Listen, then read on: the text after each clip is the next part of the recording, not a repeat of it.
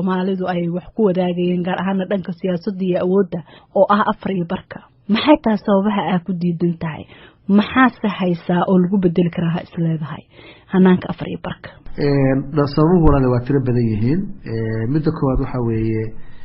Soomaalidu hore uga heshiisay inaan 4.5 waxa lagu qaybsan bishii December 2011 Garowe 1 markii Soomaalidu isugu timid heshiis baa la gaaray micnihiisu ahaa in doorashada hadda ah oo dhacaysa 2012 wixii ka dambeeya aan lagu soo xuli karinin 4.5 hadda tan marka qodobka labaad firqadiisa koowaad labaad saddexaad afraad shanaad waxaad ka arkaysaa in ay ku cadahay wax kasto dhaca xataa hadii la aadi waayo doorasho ah hal qof hal cod in isla markaasi aan xul lagu soo xuli karin qaacidada ah 4.5 in ugu dambeynaysa 2012 midu taaweeye waxa weeye heshiiskaasi waan wada saxiixnay anu markaas waxa ahay wasaarihii Soomaaliya madaxweynihii Foroole ee Puntland madaxweyne Sheekh Shariif Ahmed gudoomiye barnaamijka markaas jira hadda madaxweynaha Koonfur Galbeed Soomaaliya Shariif Xasan Sheekh Aadan intayda waa saxiixnay madax kale markaas jirtay marka heshiiskii waxay ahayd in siisu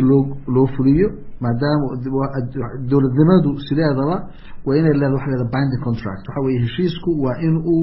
macna leeyahay macnaha suubinaya waxa lagu heshiiyana seeta in loo fuliyo way waa midda labaad dawladnimada Soomaaliya waxa la in horumarto 4.5 xal baa loo arkayay 2000 inay sulxul ahayn wanaag Soomaaliyeed isu ku jira waa la garanay laakiin waxay ahayd qaacido la lahaa marka marxalada looga gudbo 16 sano ka soo wareegtay waxaad moodaa qaacidadii waqtigaas la lahaa xal laga gudbo dhibta markaa jirtay oo Soomaaliya isugu keenayay ayaa waxa laga dhigay sharci law of the land waxa la yiraahdo ama sharciga dalka laga dhigay oo la rabaa in lagu socdo warigeed dawladnimaduna way soo bedelaysay marxaladka doonbaan soo maraynay waa soo horumareynay yani mustaqbalka hadaad eegto Soomaaliya iyo taariikhdii dhaweeyda Soomaaliya markaad eegto dawladnimadana duntay dagaal xun baa dhacay oo xarb ahli ama civil war waa ka soo gudubnay qabqablayaal baan u gudubnay dagaal waa laga soo maxkamado iyo dawladda ku meel gaara dawladnimo hadda taama haysana waxaan rabaa marka tadawurkaas ay sameeyay dawladnimadeenu systemka dawliga ee wax lagu dhaqayaana waa in isna la qodca marka inaan anagoo joogno 2016 dib ugu laabano 2000 waxa weeye aqliga saliimka ayaa jiray dad badan waxay aaminsan yihiin in ilaa laga gaarayo doorasho qof iyo cod ah in aan laga maarmaynin 4 barka oo ay tahay qaabka kaliya ee Soomaalidu hadda ay wax ku qaybsan karto qaab sida ah isleedahay wax lagu qaybsan karaa firi waxa aan anigu raadinaynaa oo Puntland raadinaysa ama dad badan oo Soomaaliyeed horta arintan Puntland ay ka soo horjeedo 4.5 Puntland kaliya ma Soomaaliland baa qabta dad badan baa qaba laakiin wax wala weydiinaynin waxa weeye waxaan rabnaa in qofka baarlamaanka galaya uu yahay qof deegaan leh adduunka qofan deegaan lahayn ma jiro qof cirka deegaanna ma jiro qof dayax deegaanna ma jiro dadku deegaanka ka wada yimaadeen dhul bay leeyihiin qofku waxa rabaa marka inuu yahay accountable inuu yahay qof يعني la xisaabtami karo meel ka soo jeeda waxaan rabaa laban ka imaanaya luuq inuu ka fakaro luuq iskuulkeeda caafimaadkeeda waxbarashadeeda horumarkeeda dadku waxay xisaabtamaan ilaa maxaad noo keentay afartan barnaamij ku jirtay luuq maxaad u soo hoysay talaga la yataaweey dad waxa weeye matalaad shacbi ah oo dab ah dadku inay helaan bal rabaa 16 sano ayaan xildhibaan u direynay meesha la yiraahdo xamar ama meel kale oo aysan dadku ugu soo laabanay waxna aysan ku soo celinaynin waxa weeye hadii la rabo marka wax hadda jir in la sii wado waxa weeye waa taada lagu raadinayo 4.5 laakiin hadii la rabo wax hadda jir wax laga bedelo dawladnimaduna ay noqoto dawladnimo dhab ah oo dadku ay inta sharciga yeeshaan waa in laga baxaa qaacidadan ma shaqeynayso midda kale waxa xaluu iskarin ma hadda ka soo qaad baarlamaanka Jubbaland wada yani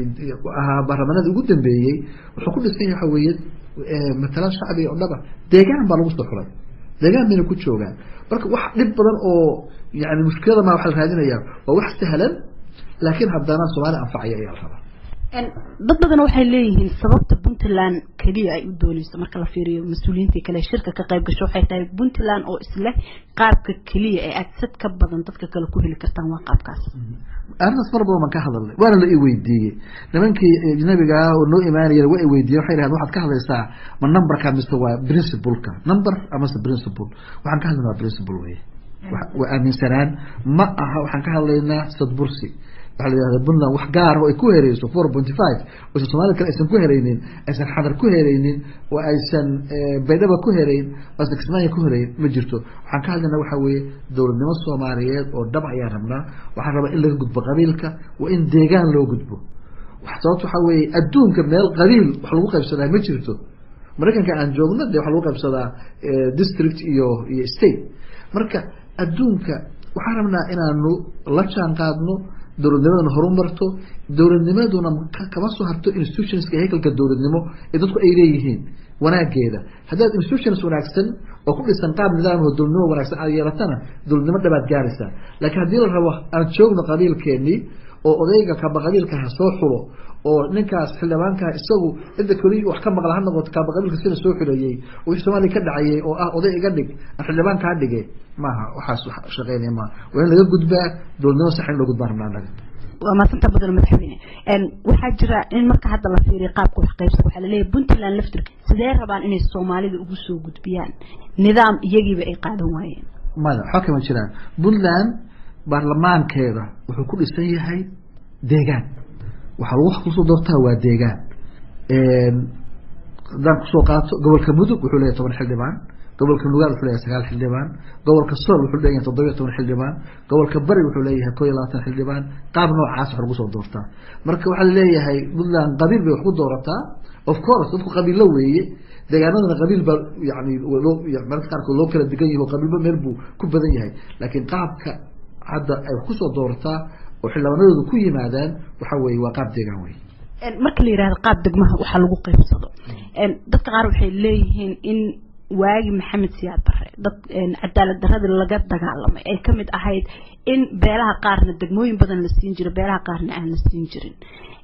oo ay tahay hadii la yiraahdo degmooyin ha lagu qaybsado in ay noqonayso in degmooyin gobolada qaar ay u bataan laga yaabay Puntland laftirkeeda in looga bato oo gobolada kale uga bataan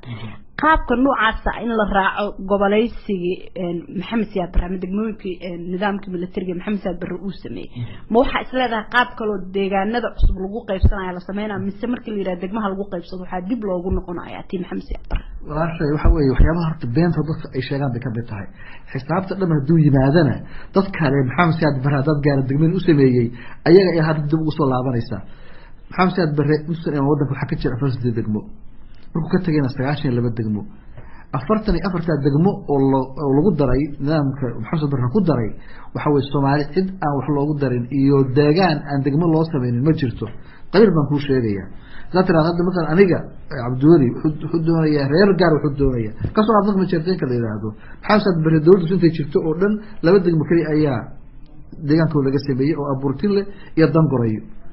waxaan ku sheegayaa marka gobol dhan baa la sameeyay oo mesela yani deegaanada qaarkood oo degmooyin wada cusub ah hadda aan 1 iyo 2 ku oran karo wax ka jira arrintaas ma jiraan waxa weeye degmooyinku cid bay u badatay meel kasta laga sameeyay degmooyinka waxaan ku sheegayaa oo kale Maxamed Barre sababta loo leeyahay waxa weeye waa reference point meesha ugu dambeysay oo dowladnimo Soomaaliyeed aanu ka si ama qaadi karna weeye laakiin baan ku sheegayaa hal la yiraahdo Maxamed Barre dad gaar ah wax siiha aan ku laabano aan dib u aadno marka 8 gobol loo laabto iyo 48 degmo hadii la rabo xina badan ma soo banayso waxaan rabnaa marka annagu reference kasto la sameeyaba Puntland diyaar bay u tahay lagu qaybsado waxaan rabnaa marka waxa weeye matala shacbi oo dhab ah dowladnimo wanaagsan haykal dowladnimo oo Soomaaliya anfacaya iyo in wadankaani meesha uu istaahilo la geeyay aan dib loo xirinin oo mar walba aan qabiil dib loogu laaban saameyn inta laga leedahay qabyaaladu waa ay ku leedahay siyaasadda hadda Soomaaliya ka jirta fiiri qabiilka sida Soomaalidu ay waqtahay qabiilku qofku reer buu ka dhalanaya deegaan buu ka imaanaya qabiil iyo qabyaalad weeye waxa weeye waxa xun waxa weeye nidaamkii dawliga ahaa iyadoo oo dan gaar laga yani lagu fushanayo in qabiilka la isticmaalo taawayta xun qabyaaladu laakiin qofku reer buu dhalan karaa waqtahay deegaan buu ka imaanaya waa qabiil waa sumad oo calaamad weeye ninkaas waa reebel mushkilad ma taasi waa iska harmless oo dib weyn taasi ku jirta ma jirto laakiin waxa weeye isticmaalida qabiilka iyadoo oo dan gaar lagu fushanayo oo nidaamkii dawliga ah la qabyaaladeynayo iyadoo rab in lagu gaaro dan gaar ah oo shakhsiyadeed dan qabiil aan la tixgelinaynin dan maxaa la yiraahdaa gobol aan tixgelin hadda waxa la diidana waxa weeye in institutionska dowliga la qabiileeyo oo siyaasad ahaan loo isticmaalo. ma santahay dhinaca kale waxa aad loo hadalhayaa in maamulada gobolada hadda Soomaaliya ka dhismaya marka tusaale ahaan madaxda kale ama adiga ha noqoto ama madaxda kale ha noqotaan ay tagayaan dalalka dariska la Soomaaliya in ay u muuqdaan qof gobolkaas ku eg oo calanka gobolkiisa qaadanaya tusaale ahaan Addis Ababa tagtay waxa la yiri Cabdiwali ma wadan calanka Soomaaliya laakiin dhanka kale calanka Ethiopia yaalay wuxuu watay calanka Puntland adiga ra'iisul wasaarana waa soo noqotay oo Soomaaliya waa ka soo noqotay sida u dareentaa marka aad tagtid dal laakiin calanka gobolka aad wadatid iyo adoo ku dabaqay xitaa federaalka dalkan ka jiro ka fiiri waxa kama jiraan inta iyada hadda ma Ethiopia tagay markii hadda anagu aan sameeynay markii aanu Breska la hadlayay oo ama aanu aniga wasiirku arrimaha dibadda ninka la yiraahdo Tedros aanu taagnayn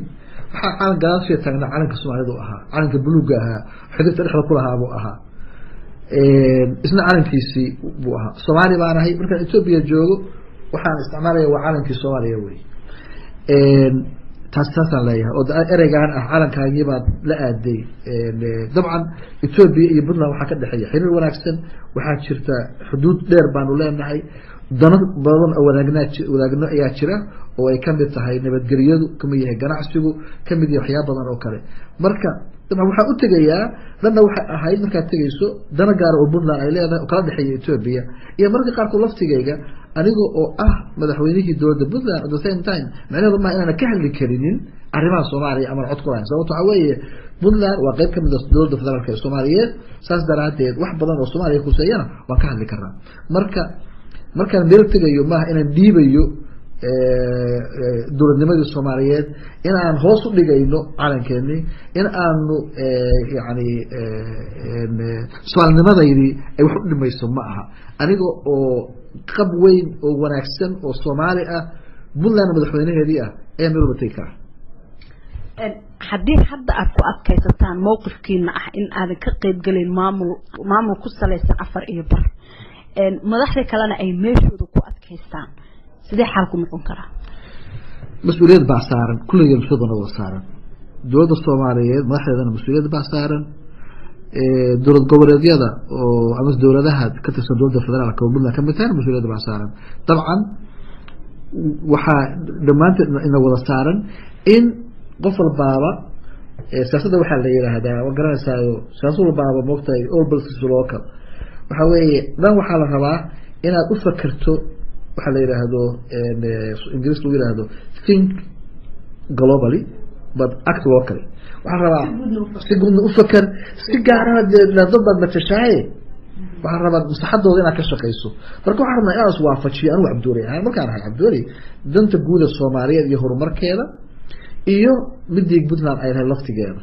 waxa isdiidina ma waxa iswaafaqaya weeye hadaan aaminsanayn maslaxa waxa Puntland raadinaysa inay tahay maslaxad Soomaaliyeed laftiga kuma doodeen laakiin waxaan aaminsanahay waxa aan ku doodeynaa oo ka shaqeynaynaa oo halkan la jooga waxa weeye in maslaxad Soomaaliyeed isku jiro 4.5 maslaxada Soomaaliyeed ku jirto dowladnimo wanaagsan nidaam wanaagsan matalaad shacbi oo dhab ah isma diidayaana wuxuu exclusive ma waa wax labadaba isqaadanaya weeye danta Puntland iyo danta Soomaaliya labadaba haddii maamulka koonfur galbeed Juba iyo Galmudug iyo dowladda federaalka ah ay istaagaan in la qaato 4 laga cod badan yahay Puntland tirada badan ma raacaysa waxaan rajeynayaa waxaan isku dayeynaa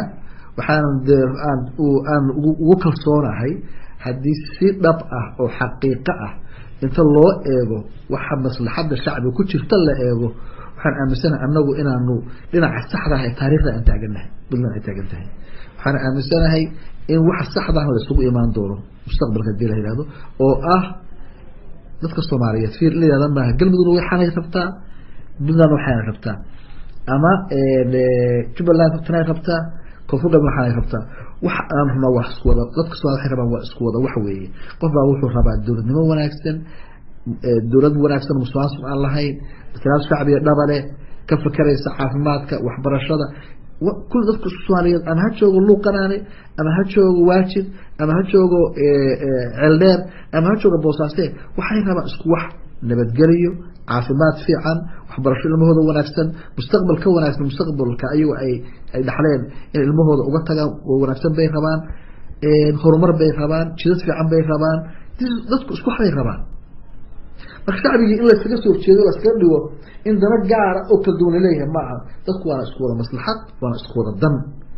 dowladnimada dhabta oo taa ay ku heli karaana midda hadda la raadinayo oo 4.5 laga raadinayo ma kuma jirto garatay iskuul wanaagsan waxbarasho wanaagsan caafimaad wanaagsan wuxuu ku jiraa dowladnimada oo la horumariyo institutionska heerka dowladnimo oo wax hadda ka jira Soomaaliya wax ka wanaagsan oo ka fiican in la helo loo baahay waa maadsantahay madaxweyne halkan aad timid Mareykanka mas'uuliyiin kala duwan aragtay yaa kamid ah mas'uuliyiinta aad aragtay sidee soo arkaan mowqifka adigu aad taagan tahay ee ah in aan lagu saleyn nidaamka awood qaybsiga Soomaaliya 4 bar kadib marka uu dhamaado waqtiga madaxweynaha hadda jira mas'uuliyiinta saragnay hadda dadka Mareykanka ah hadda shaqo galab waxaan wada joognay oo saragnay ku xigeenka wasiirka arrimaha dibadda ee Mareykanka Linda Thomas Greenfield oo ka soo laabatay shirkii Istanbul kana timid waa ka wada arrimaha Soomaaliya waana i weydiisay mowqifka Puntland iyo sababta aan u diidanahay 4.5 ka runtiina wax badan bay ka garaabayaan laftigoodu way u jeedaan moogtahay marka dabcan marka waxyaabo badan iswaafajiya ay ka fakarayaan oo ah waqtiga haray oo aad u yar iyadoo aan la rabinin beesha caalamkuna aysan rabinin Soomaalina aysan raalli ka ahayn in waxa dowladda hadda jirta ama barnaamijka hadda jira waqti loogu daro